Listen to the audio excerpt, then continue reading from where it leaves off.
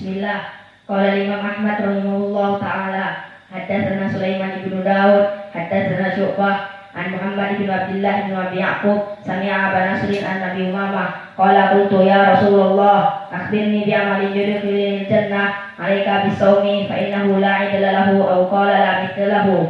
Hadza haditsun sahih, ala yufidul wujub. Maka dari sini indak ya Hudzaifah, urutkan dari 1 sampai 7. Dan ini rawi-rawi ini yang 1 sampai 7 meriwayatkan uluf al-hadis, meriwayatkan dari Nabi ribuan. Yang pertama siapa? Abu Hurairah, Sumayalihi Ibnu Umar, Anas Ibnu Malik ketiga, Aisyah yang keempat, kelima Ibnu Abbas kelima, keenam Jabir ibn Abdullah wa Abi Sa'id al-Khudri 7. Jazakallahu khair, ahsan, tabarakallahu fiik. Maka di sini 7 sahabat yang meriwayatkan ribuan hadis. Yang pertama Abu Hurairah, hadisnya 5470. Terbayang Abu Hurairah mempunyai hadis yang luas, bersih dari virus, dari doa Nabi kepadanya, di mana dia mengadu, dulu aku menghafal hadis yang banyak dan lupa ya Rasulullah. Maka didoakan oleh Nabi dan diobati oleh Nabi, hafal 5470 hadis. Maka dia dijadikan number 1, tingkat pertama, ranking pertama dari para sahabat yang menghafal di atas dari 1000 hadis, 5000. Kemudian setelah itu Abdullah bin Umar hanya 2000 sekian atau 3000 sekian. Kemudian setelah itu Anas dan Aisyah, Ibnu Abbas, kemudian Jabir, kemudian Abu Sa'id al-Khudri, semuanya sampai kepada akhir Abu Sa'id al-Khudri ataupun kepada rawi ini Jabir 1540. Maka bedanya jauh dengan Abu Hurairah 5000 dan Jabir 1540. Maka ketujuh sahabat ini meriwayatkan hadis dari Nabi uluf, di atas 1000. Maka karena saking banyaknya di atas 1000, sanad Jabir ibni Abdullah kami berikan agar kalian mudah mentahqiq hadis, mudah memeriksa hadis. Maka di hadis Jabir ibni Abdullah kebanyakan sanadnya yang paling terulang di Sahih Al-Bukhari dan Muslim, agar kalian di saat memeriksa hadis mudah. Jalan yang masyhur kepada Jabir pertama dari jalan Ibnu Jurayj an Atha Ibnu Abi Rabah an Jabir. Ibnu Jurayj imam, muridnya Atha Ibnu Abi Rabah imam. Dan Ibnu Jurayj duduk dengan Atha 20 tahun, di riwayat 18 tahun. Jika kalian ingin sukses menuntut ilmu, tuntutlah ilmu, jangan tanggung-tanggung. Setahun, 2 tahun, pindah pondok. Dalam 1 tahun pindah 4 pondok. Dari mana dia akan mendapatkan ilmu yang mantap? Maka menuntut ilmu terus. Apalagi jika dia dapatkan guru yang berilmu dan beradab. Maka kenapa harus dilepas? Jika dia sudah mendapatkan guru yang mantap, maka duduklah dengannya, mulazamah. Dan itu yang dilakukan oleh para ulama dulu. Ibnu Jurayj melihat Atha Ibnu Abi Rabah, imam muhaddis di zamannya, di zaman tabi'in. Maka Ibnu Jurayj tidak berpaling kepada ulama yang lain. Meskipun ada yang lebih dan ada yang kurang di zamannya, namun dia tetap duduk. Akhirnya 18 tahun, di riwayat 20 tahun, jadilah dia Ibnu Jurayj, imam yang agung. Dan itulah kebiasaan para ulama. Dulu Sufyan ibnu Uyainah menjadi ulama besar, duduk dengan Amr ibnu Dinar. Dan begitupun Muhammad ibnu Ja'far Gundar duduk dengan Syu'bah ibnu Al-Hajjaj 20 tahun, 18 tahun. Maka kalau kalian ingin sukses, pergi ke Yaman, kesempatan di Yaman, belajar bertahun-tahun, 10 tahun, 20 tahun. Jangan pergi hanya sekedar mencari syahadah, dapat gelar LC 4 tahun cukup dah. maka sayang. Tuntutlah ilmu, maka jangan terbuai mengejar ilmu dengan gelar. Karena dibatasi, apalagi belajar di Saudi seperti Arab yang lainnya, di negara-negara mereka libur 3 bulan, 4 bulan. Jadi yang namanya belajar di universitas Islam apapun atau universitas umum apapun, 1 tahun belajar hanya 8 bulan. Maka kalau belajar S1 4 tahun, hanya 8 kali 4. Maka 1 semester hanya 4 bulan. Berbeda dengan negara yang lain. Adapun dengan sistem belajar talaki seperti kita dulu dengan Syekh Mukbil, belajar terus tiap hari. Bahkan hari Id pun belajar. Hari Id Syekh Mukbil salat Id. Dipikirnya mau libur. Kita sudah rencana naik gunung bla bla bla. Ternyata setelah salat duhur buka kitab tafsir Ibnu Katsir. Qala al-Imam Ibnu Katsir rahimahullah. Oh, belajar. Pertama kali hari Id belajar. Maka akhirnya dia mengatakan hari Id belajar. Iduna darsuna. Hari Id kami adalah hari belajarnya kami. Sehingga maknanya di saat kami belajar itulah hari Id. Maka tidak ada libur semesteran, libur 3 bulan. Di universitas libur 3 bulan, 4 bulan. Di tempat Syekh Mukbil 3 bulan, 4 bulan justru menampung orang-orang yang datang kepada mereka.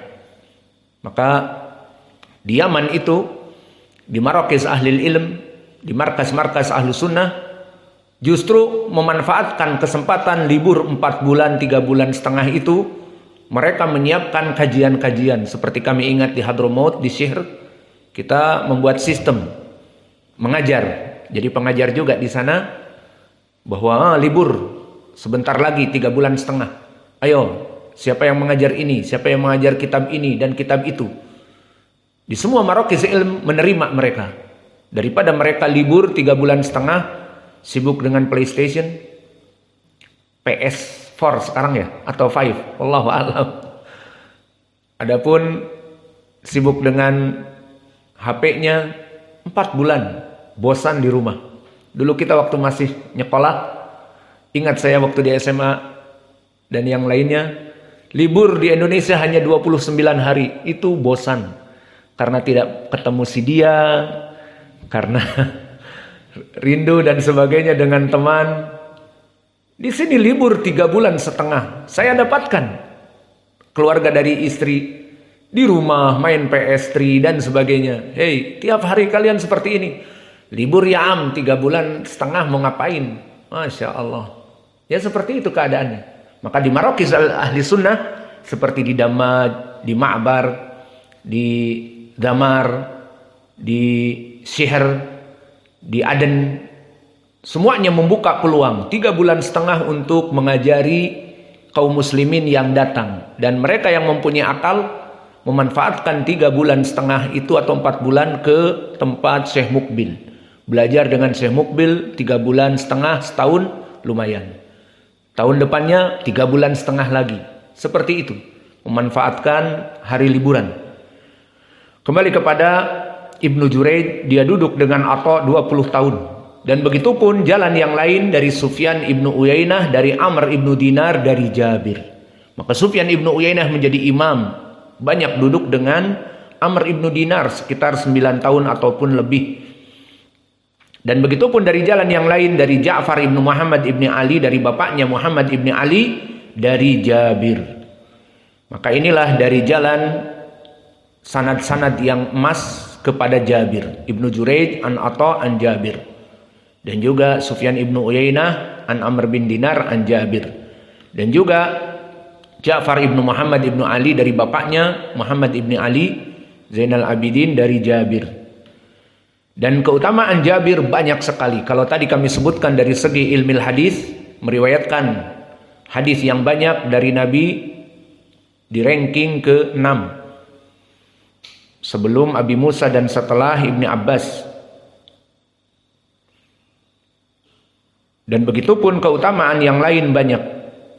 Maka dari keutamaannya, dia adalah seorang yang pemberani, tidak pernah melepaskan perang jihad kecuali dia berjihad bersama Nabi padahal masih muda. Maka kisahnya, dulu Jabir ibn Abdullah dilarang oleh bapaknya Abdullah ibnu Amr ikut berperang. Kenapa? Dulu Jabir ibn Abdullah anak sulung laki-laki satu-satunya yang dipunyai oleh Abdullah ibnu Amr. Maka di saat perang Badr, bapaknya melarang, cukup aku saja. Dalam satu rumah cukup aku saja. Jabir jangan ikut-ikutan. Padahal sudah balik. Kemudian di perang Uhud, kamu di rumah, jaga keluarga, jaga adik-adik kamu yang perempuan.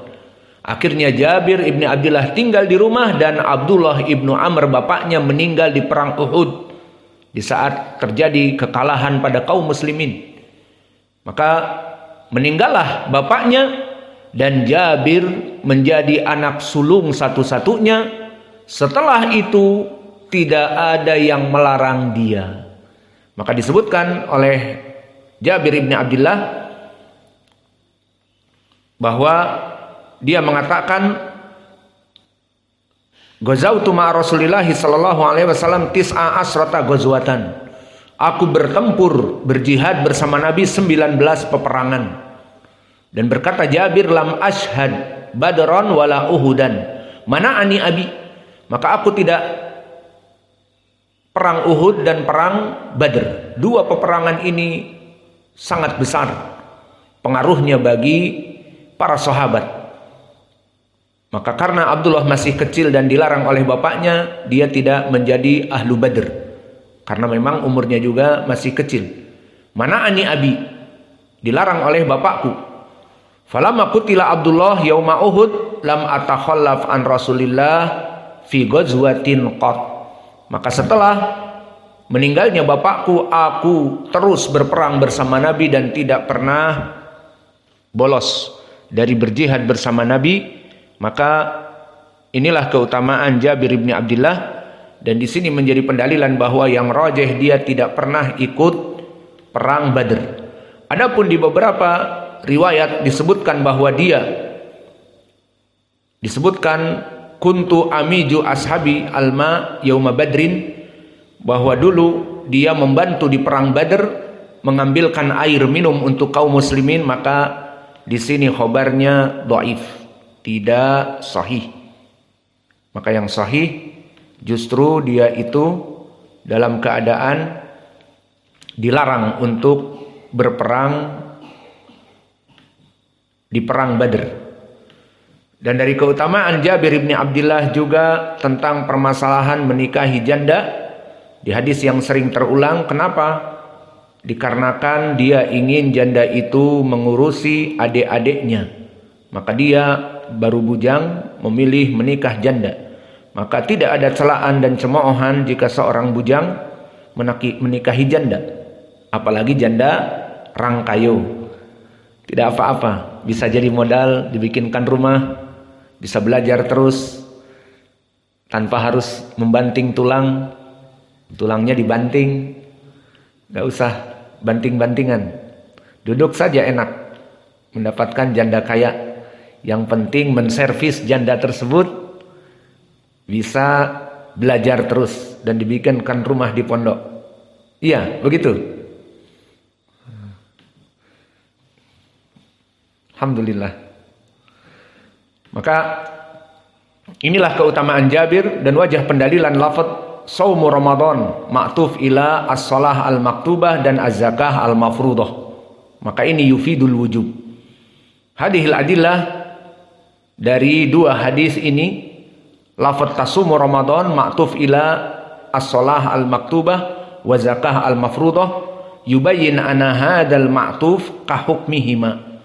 Li'anna al-wal bil atf fi ilmi lughatil arabiyyah maknaha mutlaq al-jama'.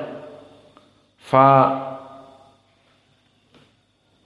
tu'tafu syai' ala musahibihi fa hukmuhu ka hukmihi. Nadribul mithal kama qala ta'ala fa anjaynahu wa ashabas safinah.